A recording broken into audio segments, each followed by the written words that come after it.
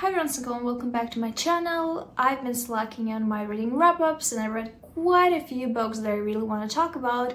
So in this video, we're gonna do exactly that. The first book that I'm going to talk about is Love Is Not Nothing by Lee Winter, which is actually a collection of short stories. It's a sequel to my favorite FF romance of all time, Requiem for Immortals. We all know that.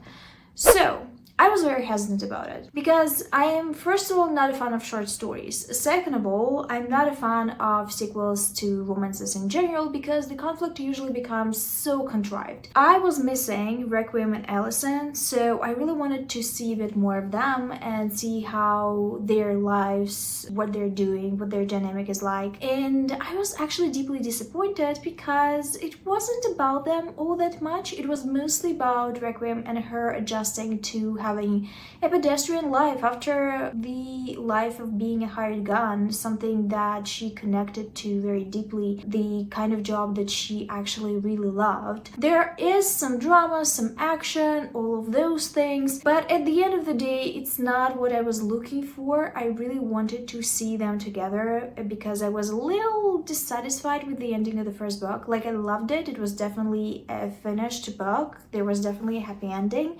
But I love them so much and I wanted to see more of them, like just them vibing, and it's not what I got. The next book is a little different. Well, it's a lot different. It's a self-help psychology book. It's Your Survival Instinct Is Killing You by Marc, Schoen, PhD. He is a psychologist and a trained hypnotist. This book is about trying to make your brains a little bit more resilient and how it becomes unhealthy when it's too comfortable, because if it is too comfortable and a little stressor is introduced into the person's life, they start experiencing some seemingly unrelated issues.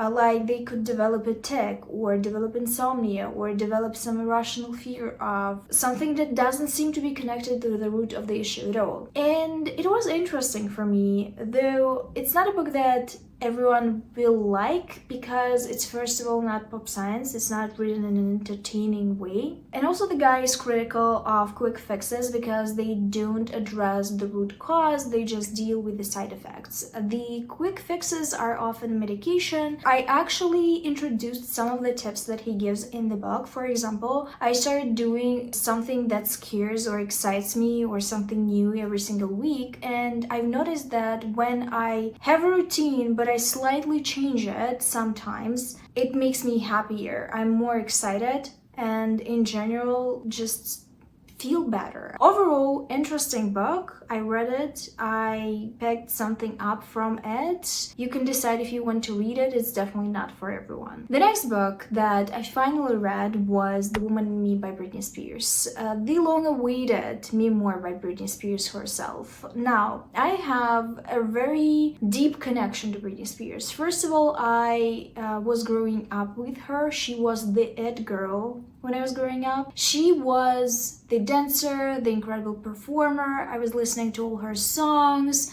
We were doing choreographed dances in school to her songs. She was incredible. I was also the witness of how she fell down and all her scandals, and I was rooting for her in the Free Britney situation. I watched all the documentaries about it, and I was really happy that she was finally released. When I realized that she's going to come out with a memoir, I couldn't contain myself because I wanted to hear her point of view. This book is it's not going to win any awards for writing. It's not perfect, but it was nice to hear her point of view on all the things that happened. She talks about all the things that made her Britney, about the way her career turned out, about all the questionable choices that she made and how she felt about them and why she did it in the first place. She's incredibly self-aware, and people don't give her credit for that. Also, at some point, no matter what she would have done, she would have been labeled as crazy because that's what media was telling people, and that was what her family wanted everyone to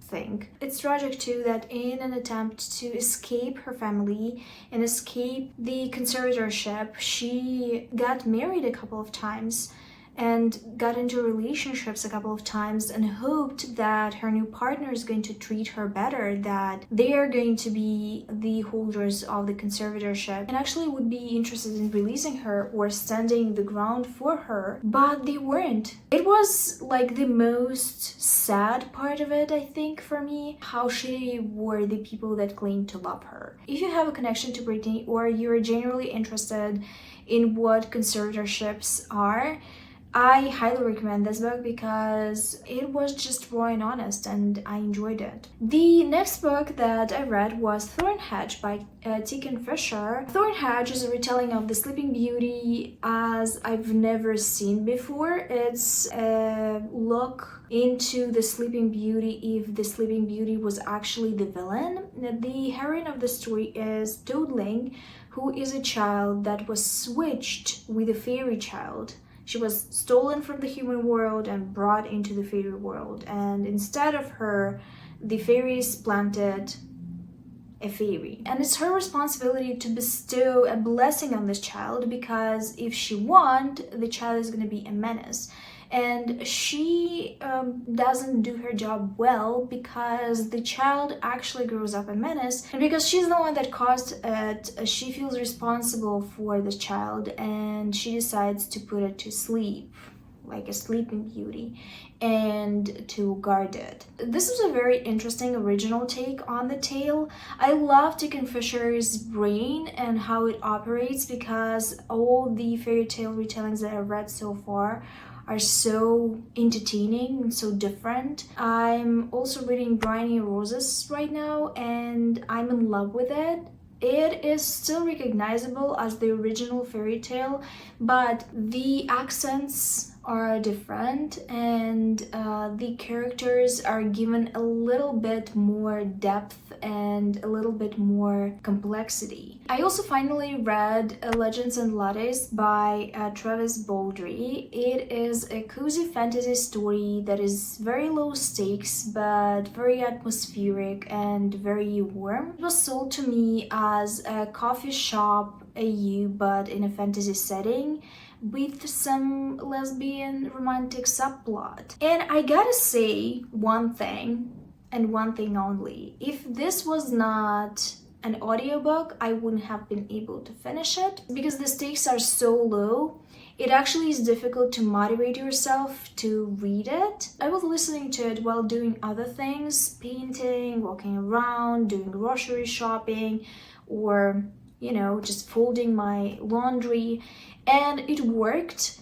But if this was not an audiobook, I don't think I would have finished it. I think it would have been a DNF. I gave it 4 stars though. Take my opinion with a grain of salt. As an audiobook, I think it's perfection. The story follows an orc named Viv that wants to leave behind her traditional orc position, traditional orc job as an sort of hired soldier person, guards, whatever, and wants to start a coffee shop in a place where coffee is unheard of. So she doesn't only want to start a business, which is a difficult venture, but she also has to introduce this new drink to the townies because they are unaware what it is and if it actually tastes good. So we follow a bunch of different characters, actually, the crew that she hires to work in her coffee shop,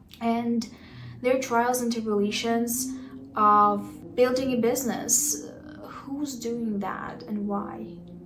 It's not Formula 1, shut the fuck up. I enjoyed the quirky characters and the way the atmosphere was built, but I'm finding that cozy fantasy is just not for me because I enjoy conflict. Some kind of conflict has to be there. There is a very low stakes one that you never think is going to bring trouble, but overall, I would say this is too chill for me to enjoy. I also finally, at the start of the year, finished reading the Vampire Academy series, The Spirit Bound and The Last Sacrifice, which were the 2 last books that were on my list. And I even filmed the second part of my deep dive into the series. If you have not seen the first part, watch the first part first and then watch the second part. I've spent a lot of time and brain effort on those videos, so I would appreciate if you check them out. It's basically me going deeper into the themes of the story, into the characters, into the way they were developed, and into the trends of that period of time, and generally just experiencing the series for the first time, because this was my first time reading it. I actually enjoyed a lot of things about those books, which I did not expect, because I'm definitely not the audience anymore. I'm much older than the perceived audience of these books. But I also want to say that in many ways these books were way more mature than a lot of young adult series and books. These two books also helped me change my mind on Dmitri and Rose, because I was very anti-Dmitri and Rose for quite a bit. And I think just because Rose became an adult in the last two books and started to become a little bit more mature, I was more open to the idea of them together. The next book was a romance. It's The Companion by E.E. Ottoman. I've been meaning to read it for quite a bit. It was on my Scribd/Everand. It's now Everand. I don't know why they decided to rename the app. And I finally picked it up and read it as an audiobook. It's set in New York in 1949, and it follows Madeline, a transgender woman that wants to become a writer and that experiences a lot of rejection. She cannot handle another person propositioning to her sexually to be able to publish her work. So she takes a job of a live-in companion of an best-selling novelist named Victor Hollowell. I'm bad with names, I'm so sorry. Victor is very reclusive. He can absolutely serve himself in terms of food and cleaning and all of that, but he needs a companion because he is lonely sometimes. So through his connections, he's looking for someone, and he finds Madeline. They become romantically entangled, but Madeline's eyes are also wandering, and she is just as attracted to his neighbor named Audrey.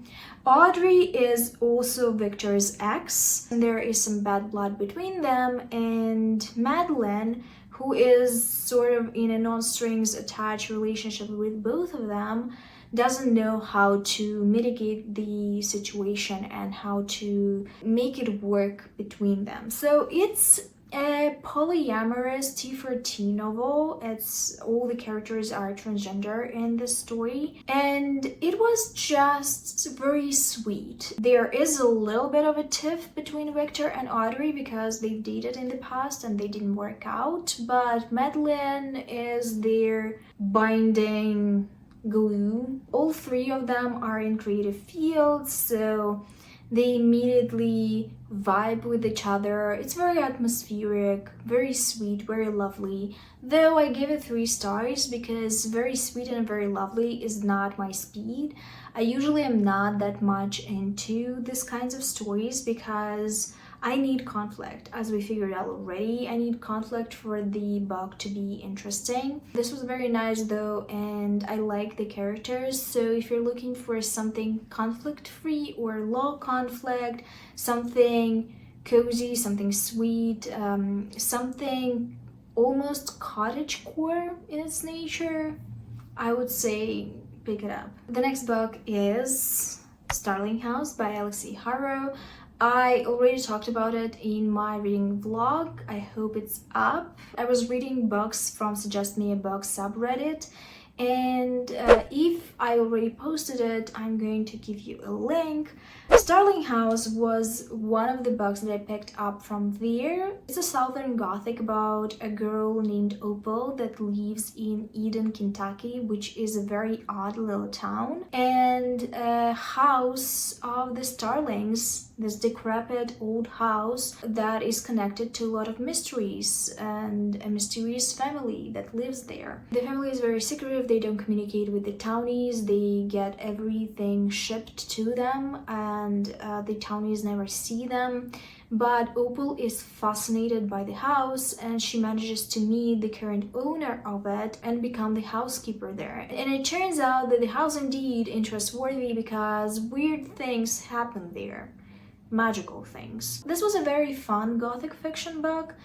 In many ways, it is in line with the genre, and in many other ways, it's new and fresh and interesting. So it's kind of a blend.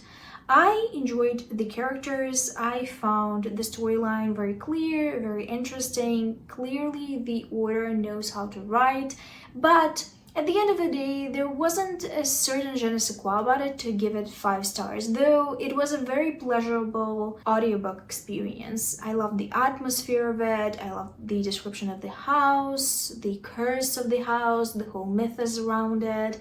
I loved how there were elements of mixed media in it. I also loved the way the storylines were connected, the past storylines. There were some stories that were told throughout the book and the present storyline. I enjoyed this. I think it's a good gothic fiction book that is a little low-key. And now let's talk about The Restless Truth by Freya Marske, which is the second book in the Last Binding series. I love the first book, you know that it's one of my favorites now. It is just a compilation of things that I love. It's a very low-key fantasy. There is not a lot of magic in it, as in the world is the same, but there is some magic sprinkled in. There is a magical society. It's also historical. It's also a romance. I love all of that. Well, it's also a mystery because there is some mystery elements and they are looking for things in the story. I love all that. It's just amalgamation of things that speak to me, right? The sequel changes point of views and we now get Maud's point of view, who is the sister of the hero of the first book, and I was very excited for her point of view because first of all I liked her and I was promised a sapphic romance. Without spoiling the first book, Maud is looking for an item that is going to help the magical society. And to pursue this item, she has to pretend the companion of an older lady that may know a little bit more. She is on a ship when this older lady is murdered and she has to investigate the murder case and figure out where is the item and who killed the lady. While she's investigating, she meets some characters that we already know. One of them is going to be the hero of the third book, and I cannot wait. And she also meets Violet, who is a magician and who abandoned her family and moved to the US because of the extreme expectations that were put on her and for wanting more in her life. Maud and Violet become a team and investigate together and they fall in love. Now, I found this book very entertaining at times. I loved all the shenanigans, especially the group shenanigans. I also loved the personal conflicts of Maud's and Violet's. But when it comes to romance, while I was enjoying the first part of it, like the first half, I also felt like the happy ending wasn't particularly happy. It really felt like happy for now, or we're maybe happy but we need to figure out some shit. They definitely did not get to the root of the issue, which bothered me a little bit. Because the first book gave me we were made for each other type of feel, and the characters managed to deal with their things in the span of the book and actually come together at the end. But the characters of The Restless Truth, in my opinion, need a little more time. And I personally hope that maybe in the third book they're gonna get a little bit more screen time as page time. We saw some references to the first couple in the second book, but where we're at, I cannot give it 5 stars. Really excited about the third book though, which I'm going to read very soon. And the last book that I'm going to talk about is Serpentine, Valentine by Giana, which is an indie dark academia, dark sapphic romance. This one was a surprise for me. I started hearing about it on romance related channels, and I've heard about Giana before, but I have not read any of her stuff because she usually writes MF, which I don't read all that much. This is FF. This is a retelling of the myth of Medusa and its dark academia. How could I pass it up? Regardless, I was not a fan of this book. I think Giana Darling went a little awry with her writing. She was just writing nonsense a lot of the time, especially when it comes to references of female bodies and queer sexuality. I don't know if the editor was even present for this book or if they are strict enough to actually pull it together. I had some issues with the construction of the story as well. It was a bit overdramatic at times, and I just think that it could have been much better, which is honestly the core of my disappointment in it. These are all the books that I'm going to talk about in this video. Hopefully this was enough to sustain you till the next reading wrap-up. In the comments down below, tell me if you read any of the books that I've mentioned, what books you're reading right now, or what you're planning to read soon. Thank you for watching this video. I hope you enjoyed it, and I'll see you soon with another one. But until then, bye.